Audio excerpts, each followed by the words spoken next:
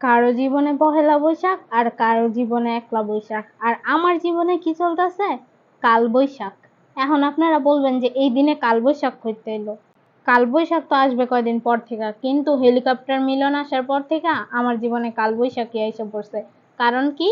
আমি HSC 26 batch. তো hello viewers, আসসালামু আলাইকুম। আশা করি সকলে ভালো আছেন, আমিও ভালো আছি। আরো নতুন একটি ভিডিওতে আপনাদের সবাইকে স্বাগতম। সবাই ইউটিউব চ্যানেলটাকে সাবস্ক্রাইব করে দিবেন এবং লাইক কমেন্ট করে দিয়ে ভিডিওটা দেখতে শুরু করবেন। তো চলুন ভিডিওটা শুরু করা যাক। আজকে আমি যেটা বানাইছি এটা হচ্ছে কেক, তাও বিস্কিট দিয়ে। আমি দেখলাম যা বিস্কিট দিয়ে বানাইছে সব চকোপান বিস্কিট, কিন্তু না, আজকে আমি একটা বিস্কুট চেঞ্জ করে নিয়েছি, মানে আমি ইয়ো ইয়ো বিস্কুট নিয়েছি। এখন ইয়ো ইয়ো বিস্কুট দিয়ে আমি তৈরি করব কেক। এই কেকটা আমি তৈরি করতেছি কালকে পয়লা বৈশাখ। সবাই যাবেন কোনো না কোনো জায়গায় ঘুরতে, আমি তো কোনো জায়গায় যাব না, আমি বাসায় বসে খাবো। এর জন্য নতুন আরো একটা রেসিপি আমি বানাতে পারবো। এর মধ্যে আমি আরেকটা কথা, কোনো সময় আমার কেক পুডিং এগুলো জমে না, মানে কেকও হয় না পুডিংও হয় না। এর মধ্যে আজকে আমি আবার চিন্তা করলাম যে আরেকটা দিন কেকটা বানাই দেখি, হবে এবার শিওর। হ্যাঁ, অবশ্যই অনেক সুন্দর হয়েছে, পারফেক্ট হয়েছে, খেতেও খুবই মজা হয়েছে। তো চলুন আপনাদের সাথে শেয়ার করি। তো ফার্স্ট অফ অল দেখছেন আমি বিস্কুট থেকে ক্রিমগুলো ছুটে আলাদা আলাদা করে নিতেছিলাম। এর মধ্যে কথা হয়েছে, প্রত্যেকটা বিস্কুটের প্যাকেট যখন ছুটাই তখন আমার কেন জানি গুনতে ইচ্ছা করে নাই। যখন লাস্টের 2টা প্যাকেট ছিল তখন আমি ভাবলাম যে একটা গুইনা দেখি কয়টা বিস্কুট থাকে, ওটা আপনাদেরকে বলবো আমি ভিডিওর মধ্যে। তো খোলার পরে দেখলাম একটার ভিতরে 7টা বিস্কিট। ঠিক আছে, আরেকটা গয়না দেখলাম ওটার ভিতরে 6টা বিস্কিট। আরেকটা গয়না দেখলাম 5টা বিস্কুট। কম দেখি কেমনটা লাগে। ধীরে ধীরে সবার সংখ্যা বাড়ে আর আমার সংখ্যা কমে। ওই রকম আমার পড়ালেখা, সবারটা বাড়তেছে আর আমারটা কমতেছে। আমার তো পড়ালেখায় মনই বয় না, পড়ালেখা করবো কি, আমার ইচ্ছেই করে না। খালি খাইতে ইচ্ছা করে, ঘুমাইতে ইচ্ছা করে। এছাড়া রিলস দেখি, সারাটা দিন বসে বসে রিলস দেখি। যে রেসিপিটা সামনে আয় ভালো লাগে মনে করি আপনাদের লগে শেয়ার করবো, আর আমি তৈরি করে আপনাদের দেখাই। এখন আয়, এই যে আমি পাতিলার ভিতরে কেন গুঁড়া দিতেছি, এই জিনিসটা দিয়ে যখন আমি লাড়া দিতেছিলাম কেকের ব্যাটারটা তৈরি করার জন্য, তখন আমি পেলাতে নিয়ে দেখলাম আশেপাশে সিটটা বইরা যেতেছে। তখন আমি ভাবলাম পাতিলার ভিতরে আসছে সামনে, পাতিলার মধ্যে দিয়েই ব্যাটারটা তৈরি করে ফেলি। এখন দেখেন কি কি দিছি ওইটা আমি তো লিখে দিবই, তারপর আরেকবার মুখে বইলা দেই আপনাদের বুঝার সুবিধার্থে। এই জায়গার ভিতরে আমি 5টা ইয়ো ইয়ো বিস্কুট নিয়েছি, সাথে একটুখানি কফি পাউডার ইউজ করছি, কারণ কফিটা আমার কাছে সবসময় ভালো লাগে। আমি দিনে প্রত্যেক দিন 2বার করে কফি চা এগুলো খাই। তারপর ভাবলাম এটার ভিতরে একটু দিয়ে দেই, আজকে দেখি কেমন ফ্লেভার আসে। আর এটা বিস্কুটটাকে আমি কেকের ব্যাটারের মতো করে নিয়েছি হচ্ছে দুধ দিয়ে, শুধু এখানে বিস্কুট আর দুধ। এই কেকটা ফুলবে না, এই কেকটা না ফুলার পেছনে একটাই কারণ, কারণ বিস্কুট। বিস্কুট দিয়ে কেক ফুলে না। যদি এটার ভিতরে আমি আবার ইনো ইউজ করতাম তাহলে ফুলতো ঠিকই, কিন্তু আমি ইনো ব্যবহার করি নাই, কারণ ইনো দিয়ে জিনিসটা রাখা যায় না বেশিক্ষণ। এ কারণে আমি ইনো ব্যবহার করি নাই। ইনো দেওয়ার পর সাথে সাথে কেকটাকে জাল করে নিতে হয়। এখন তো কারেন্টের গ্যারান্টি নেই, হঠাৎ করে চলে যাবে আর আমার কেকের অবস্থা হয়ে যাবে খারাপ। এ কারণে আমি ইনোটা ব্যবহার করি নাই, স্কিপ করছি। আর এই যে দেখেন এনের ভিতরে আমি বিস্কুটের ভিতরে যে ক্রিমগুলা ছিল সেই ক্রিমগুলা হালকা একটু দুধ দিয়ে গালায় নিছি। তারপর আমি 3-4টা ডেরি মিল্ক চকলেট, সাথে অন্য আরেকটা চকলেট নিয়ে আসছিলাম, ওইটার নামটা মনে নাই, ওই চকলেট গুলোকেও গালায় নিতেছি। এটাতেও হালকা একটু দুধ ব্যবহার করছি, যেহেতু হালকা একটু পানি ব্যবহার করাই লাগতো, না হলে নিচে লাগে যেত, এই কারণে আমি দুধটাই ব্যবহার করছি। তো এই যে এটা গলানো হয়ে গেছে, তারপর হালকা আঠা আঠা হয়েছে, এখন এটা নামিয়ে ফেলবো। যে বিস্কিটের ক্রিমটা আমি মেল্ট করছি, মানে এখন ওইটা আমি কি করব, সুন্দর মতো করে কেকের উপরে দিয়ে দিব। কেকের উপরে দেওয়ার একটাই কারণ, এটা কিন্তু কেক হয় নাই এখনো, এটা আমি রাইখা দিছি, মানে 1 ঘন্টা পরে এটাকে চুলায় বসাবো। এই কারণে এটা দিয়ে দিলে সুন্দর একটা উপর দিয়ে ডিজাইনের মতো হবে সুন্দর। আমি গড় কেটে দিব ডিজাইনের একটা, তাহলে দেখতে কেকটা সুন্দর লাগবে। বাচ্চাদের টিফিনে দেওয়ার জন্য অথবা আপনারা ঘরে বানায় খাওয়ার জন্য এই কেকটা একদম বেস্ট একটা কেক।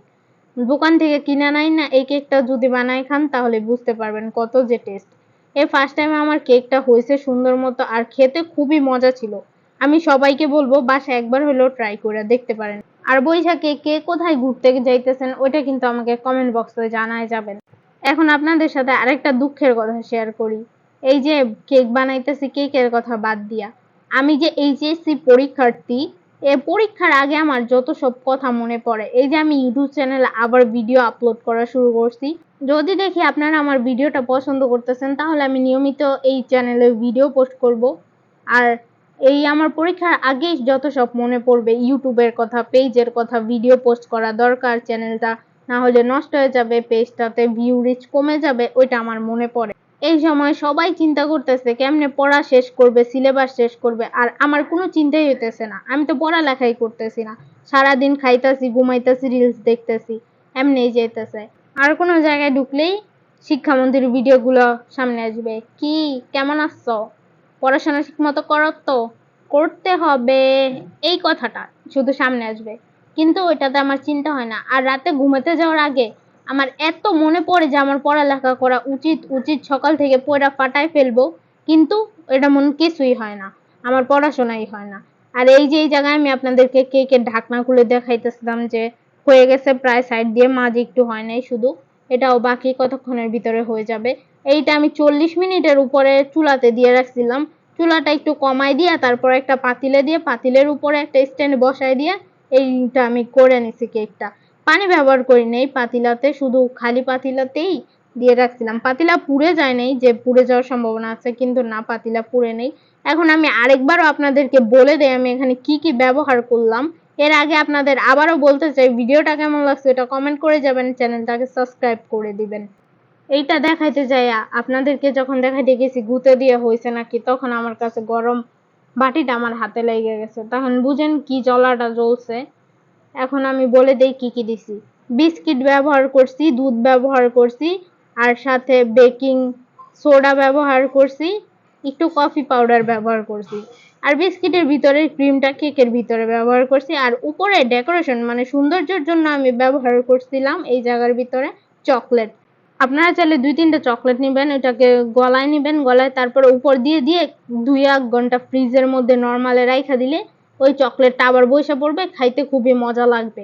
ঘরোয়া পদ্ধতিতে কেক হিসেবে খুবই মজা লাগছে আমার কাছে, তাই আমি আপনাদেরকে বলবো আপনারাও খাইতে পারেন। ওই যে বেকারিতে কেকগুলা পাওয়া যায় না, যে নর্মাল কেক ক্রিম ছাড়া, ওই রকম একটা ফিল আসতেছিল কেক থেকে, আমার কাছে খুবই ভালো লাগতেছিল। আর অনেকের কাছে এখন প্রশ্ন হইতে পারে এই কেকটা যেন ফুললো না কেন, আমি তো আগেই বলে দিছি কেন ফুললো না। এরপরেও যদি মনে হয় তাহলে আমি বলি, এই বিস্কুটটা যেহেতু তারা বানাইছে তৈরি করা জিনিস, এ কারণে এটা ফুলে নাই। এতে যদি আমি আবার ময়দা দিয়ে কেকটা তৈরি করতাম, ময়দা ডিম, আবার যদি এটার ভিতরে ডিম দিতাম তাহলে কেকটা অল্প একটু ফুলতো। ওইটা আবার ডিমের গন্ধ আসে, খাওয়া যায় না, এই কারণে আমি ডিমটা ব্যবহার করি নেই। যেহেতু আমার এই কেকটা সুন্দর হয়েছে, একদিন আমি আপনাদেরকে ময়দা দিয়ে কেক তৈরি করেও দেখাবো। এই দেখেন আমি জাস্ট দেখাইতেছি কতটা নরম তুলতুলে এবং সফট হয়েছে। আপনারাও খাইতে পারেন বাসায় তৈরি করে। বাচ্চাদের জন্য এটা আমি বলবো একদমই ভালো, ঘরের ভিতরে তৈরি করা কেক খুবই মজাদার। চাইলে আপনারাও বাসায় তৈরি করতে পারেন। চকলেটের যে কোনো একটা বিস্কুট নিয়েও তৈরি করতে পারেন, আবার এভাবে নর্মাল বিস্কুটগুলো দিয়েও তৈরি করতে পারেন। কিন্তু এখানে চকলেট বিস্কুটটা ব্যবহার করা হয়েছে, কারণ চকলেট বিস্কুটে কিন্তু একটা চকলেট কেক ফ্লেভার আসবে, এ কারণে। আর আমি এখানে ইয়ো বিস্কুটটা ব্যবহার করছি, চকোফান বিস্কুটটা অনেকে ব্যবহার করে। আমার ইচ্ছা ছিল আরেকটা চকলেটি বিস্কুট ছিল না, ওইটা দিয়ে চেষ্টা করার, কিন্তু ওই বিস্কুটটা ছিল না দোকানে, এ কারণে আমি ইয়ো বিস্কুটটাই নিয়ে আসছি। দেখুন এটার উপরে যখন আমি চকলেটটা দিয়ে দিতেছিলাম, দেখতে কিন্তু খুবই সুন্দর লাগতেছিল, আর যখন ঠান্ডা হয়ে যাবে খেতেও একদম খুবই টেস্ট লাগবে। আরেকটা কথা লাস্টে বলতে চাই, যারা যারা এখন পর্যন্ত আমার ফেসবুক পেজটা ফলো করেন নাই, তারা আমার ফেসবুক পেজটাতে ফলো করে দিবেন। আমি নিয়মিত ভিডিও আপলোড করি, সেখানে ওটা দেখতে পারবেন। পেজের নাম হচ্ছে রাফুস ওয়ার্ল্ড। ইউটিউবে তো আর চাইলেই পোস্ট করা যায় না, চাইলেই ভিডিও দেওয়া যায় না, আমি ওই পেজের ভিতরে অনেক রকম ভিডিও দেই। আপনারা চাইলে আমার পেজটা ফলো করে দিতে পারেন, তাহলে আমার সুন্দর সুন্দর আরো অনেক ভিডিও আপনারা দেখতে পারবেন ওই জায়গায়। এখন আবার আসি কেকের কথায়।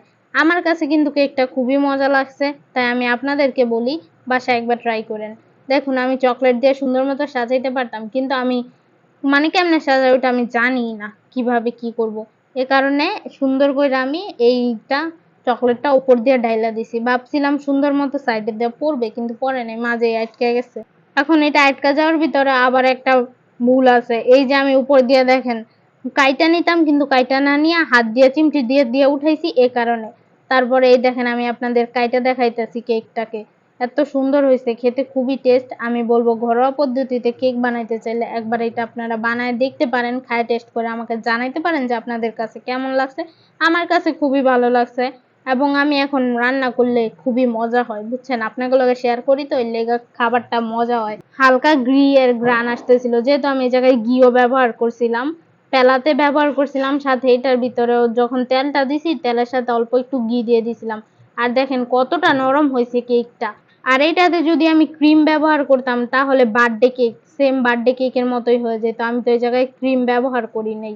তো ভিডিওটা আর বড় না করি, সবাই ভালো থাকেন, সুস্থ থাকেন।